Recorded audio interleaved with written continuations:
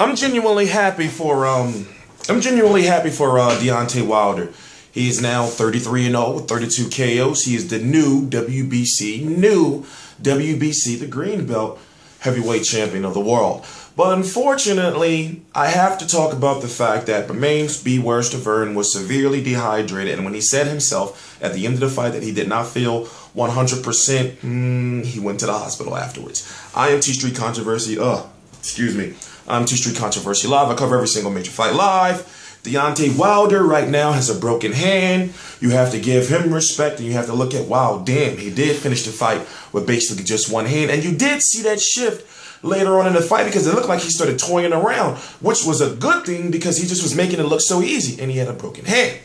But when you look at Bermane Stiverne, look at the fact that he just was following him around the ring. I think, okay, all right, you were dehydrated, but was that stopping you from stepping to the left or stepping to the right to cut him off the ring?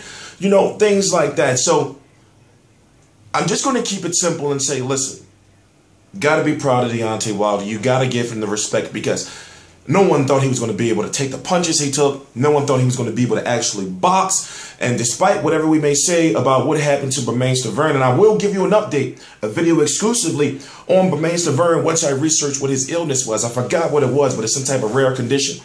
Anyway, the fact that he was severely dehydrated and going out there and fought all 12 rounds and literally was taking a lot of punches to the face really is a testament to how tough he is. And, you know, maybe he should get a rematch later on down the line, but hey, I don't know if he has a rematch clause. I'm not touching that. But as it stands right now, Deontay Wilder will be back in action in the summer of this year. And right now, him and Tyson Fury are having some severe, crazy words. Tyson Fury is undefeated. Tyson Fury, to me, in my opinion, is better than Deontay Wilder. Tyson Fury will defeat Deontay Wilder, in my opinion. I'll just get that right out there. Even though I like Deontay Wilder, I got to go with what I know and got to go with what I believe. I've been following Tyson Fury and Deontay Wilder for years now, and looking at what I see, Tyson Fury, yes, he's been down multiple times in his career. Yes, he's punched himself in the face. But when it comes to selling a fight, you can't put two heavyweights today, right now, prime heavyweights, than Tyson Fury and Deontay Wilder.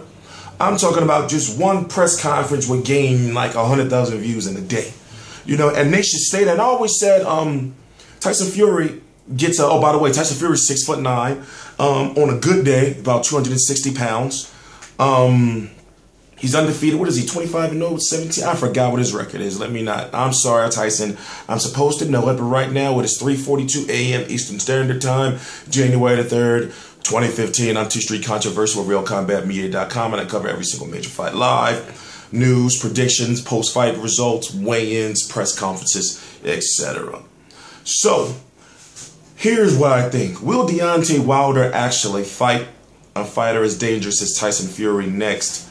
I do not know, but one thing is for sure is, well, if you don't fight him, you have to fight somebody, and then you got Vladimir Klitschko taking on Bryant Jennings. Vladimir Klitschko is the IBF, WBO, WBA, IBO Ring Magazine champion, and he wants his WBC belt back that his brother, Vitaly Big Klit Klitschko, who's now the mayor of Ukraine, vacated. So if he beats Bryant Jennings, he goes on to become the #1 contender, and Deontay Wilder is going to have to fight him at the end of this year, or you know, in the spring of 2016 if he get past Bryant Jennings, of course. But here's the other thing. Tyson Fury is the WBO #1 contender for Vladimir Klitschko's title. So either way, you got Tyson Fury in a situation where it's nothing but big fights from here on out. But then you can't count out Bryant Jennings. Bryant Jennings was in a situation where he was the WBC #1 contender after beating Mike Perez, and he could have just skipped on the Klitschko fight and went straight for Deontay Wilder. But now, you know, he's got a chance to maybe fight for all those belts. We don't know if all the belts are on the line yet, but what we do know is that Wilder's WBC is on the line. So the boxing heavyweight landscape is not what people used to say it is. The fights that we have available now to us for the next year is going to be nothing more than exciting, and we're going to find out who is who as far as Bryant Jennings, Vladimir Klitschko, Deontay Wilder, Tyson Fury. And I'm only focusing on those right there because right now, those are the ones, those four guys are mixed up, you know, in some type of unofficial tournament.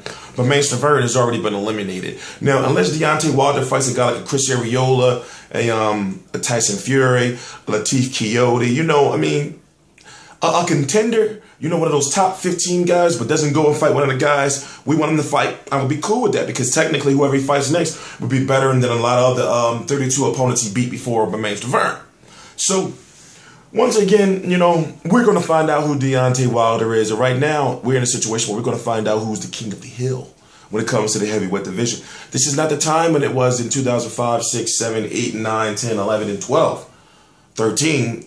Now there are legitimate heavyweights out there, and there are more of them on the way up. You know, you got Robert Helenius back, you got Anthony Joshua, you got Joseph Parker, you got Lucas Brown, you got a lot of good heavyweights. And I know these names, Andy Ruiz, I know a lot of these names don't really mean much to you. You got Amir Mansour, but when you look at the division as a whole now, the heavyweight division is not dead anymore. And by Deontay Wilder reaching 1.3 plus million homes, winning that championship means he is good for boxing. So therefore, they got to capitalize off of that with his next fight.